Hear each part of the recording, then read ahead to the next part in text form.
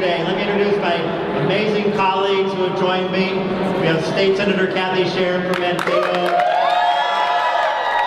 From my Safe Schools co-author, Senator John Hoffman.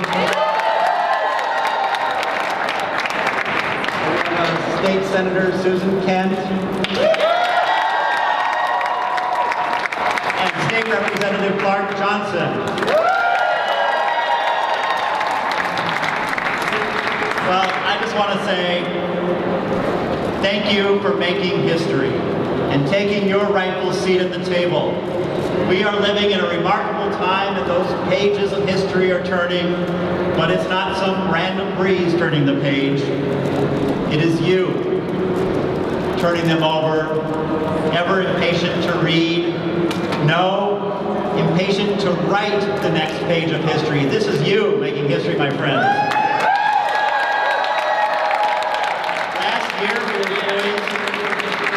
Major victory for our families and for our lives when we were having this rally. A victory for our kids. In so doing, honoring the memory of those who came before and creating a better future for those generations we'll never know.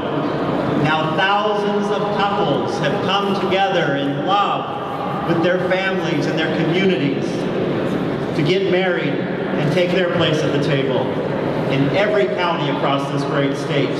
And what has happened as a result? No earthquakes. No, just people getting by, taking care of their families, playing by the rules, and oh yeah, having amazing weddings and incredibly fabulous parties.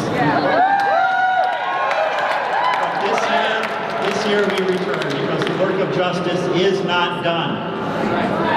As Martin Luther King said, borrowing from the Bible, no, no, we are not satisfied, and we will not be satisfied until justice rolls down like water and righteous like a mighty stream. This time, we come back for the kids. Because honestly, why should any child be forced to choose on a daily basis whether to be safe or to go to school? No child should be forced to make that decision.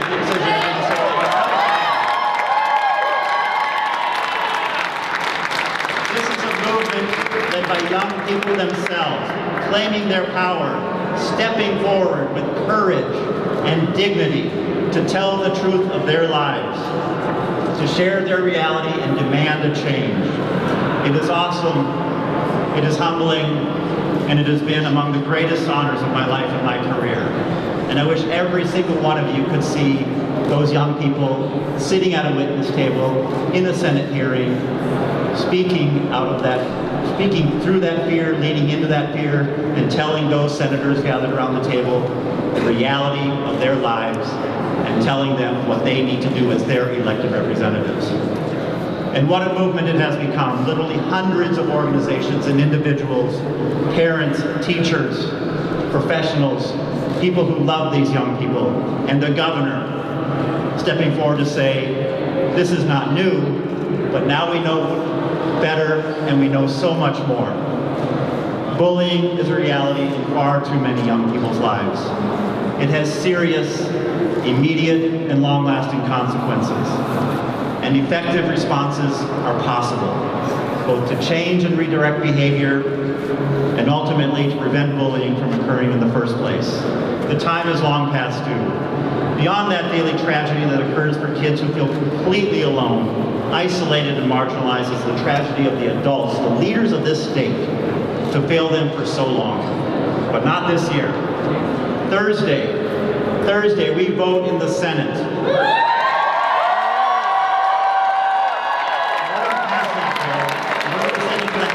They're going to pass that bill, and they're going to send it down to the governor, and he's going to sign that bill.